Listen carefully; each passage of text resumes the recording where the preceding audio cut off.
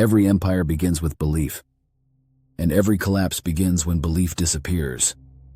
For decades, institutions were pillars. Banks safeguarded savings, governments promised fairness, the press told the truth. Today, those pillars are cracked. According to Gallup, fewer than 1 in 10 Americans trust Congress. Confidence in national news has fallen to its lowest level since tracking began. Fewer than a quarter say they trust major banks. We live in an era not of belief, but suspicion.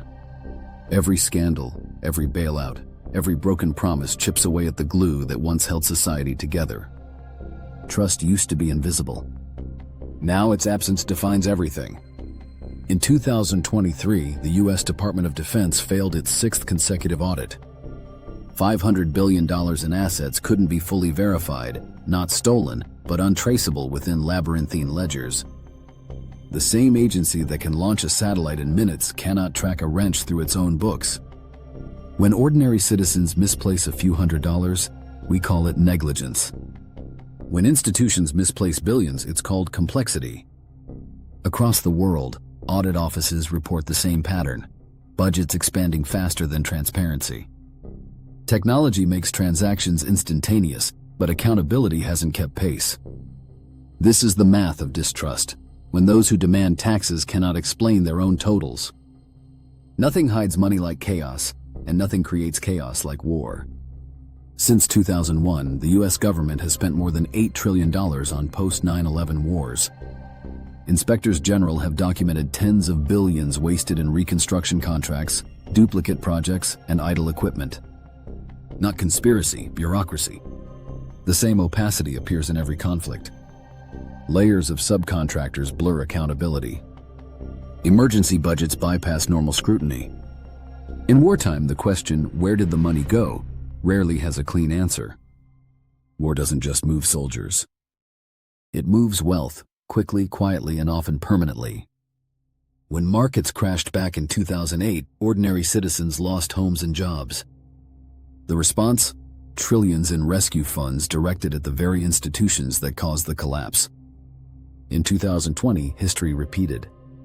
Pandemic stimulus programs injected record liquidity into corporations and financial markets. Stock indexes hit highs while Main Street storefronts went dark. Economists call it moral hazard. When failure is rewarded, risk multiples. Every bailout whispers the same promise: you will be saved if you are big enough to matter. For the rest, there are slogans. We're all in this together. But money has never been so unequal. A handful of conglomerates own most of the world's news outlets. Algorithms curate outrage, not objectivity. Advertising dollars reward attention, not accuracy. During crises, the headlines change by the hour. One week, stimulus is salvation. The next, it's a scandal. In that confusion, trust evaporates. When truth feels branded, disbelief becomes a survival instinct. People stop asking what happened and start asking who benefits. That question, once reserved for investigators, is now asked by everyone. Humans are pattern seekers. We build stories to make sense of uncertainty. When information floods faster than comprehension, the brain replaces data with doubt. Behavioral economists call it learned cynicism. Each disappointment reinforces the expectation that every system is rigged. The result is paralysis. We distrust government, but also one another.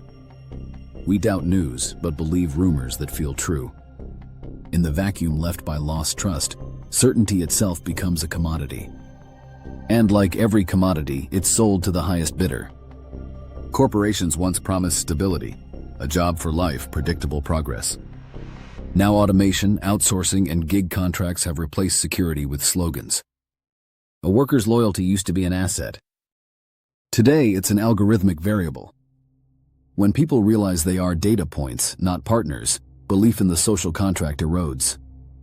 You can't feel loyalty to a spreadsheet. We live in a paradox: information everywhere, understanding nowhere. Transparency promised enlightenment. Instead, it delivered exhaustion. Every click, every leak, every whistleblower adds detail but subtracts trust.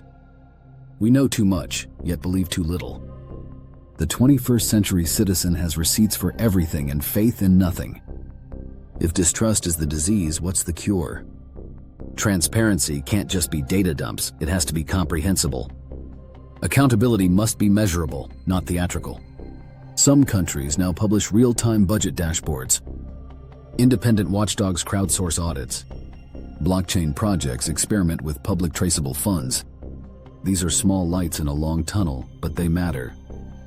Because trust isn't rebuilt by policy, it's rebuilt by participation. We can't wait for institutions to fix themselves. They respond to pressure, not prayers. Every purchase, every vote, every click is a signal.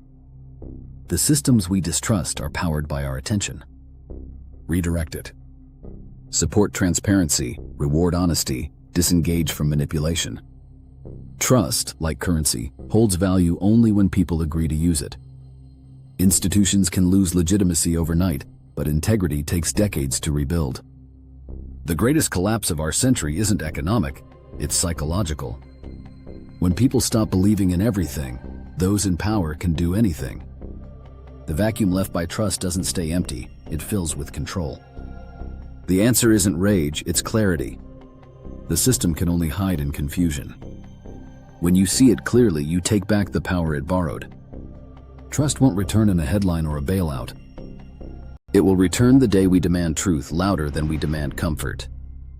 The collapse of trust didn't happen overnight. It happened transaction by transaction. The rebuild starts the same way,